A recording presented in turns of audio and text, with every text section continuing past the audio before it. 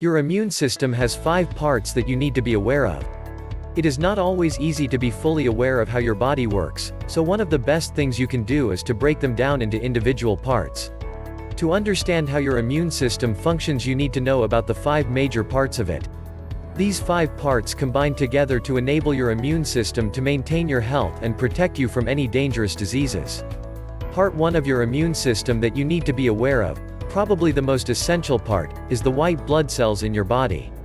Part 1. White blood cells. Think about your white blood cells as real troopers inside your body. They will respond to anything that they believe is a threat to you and then will take action to eliminate it so that it cannot bring any harm to you.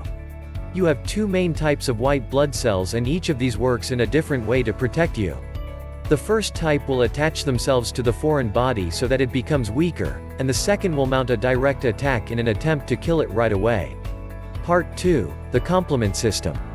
The complement system is the second part of your immune system, and its job is to assist the white blood cells.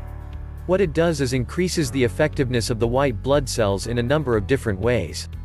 Your complement system tells your white blood cells to literally eat the harmful bacteria that they kill, which ensures that they are cleared out of your system. In addition, the complement system is responsible for the cause of inflammation in your body to weaken the effectiveness of harmful cells. The final job of the complement system is to rupture the membranes of any harmful cells, which significantly weaken them so that it is easier to attack them. Part 3. The lymphatic system. A crucial part of your immune system is the lymphatic system. It is also a key component of your circulation system. The lymphatic system works throughout different blood cells, assisting them to transport specific things via the bloodstream. This is an important task for many reasons, but in relation to your immune system it is critical because it provides the highway that will transport and direct your white blood cells using your bloodstream so that they can get to the infected area fast and perform their work. Part 4. Bone marrow.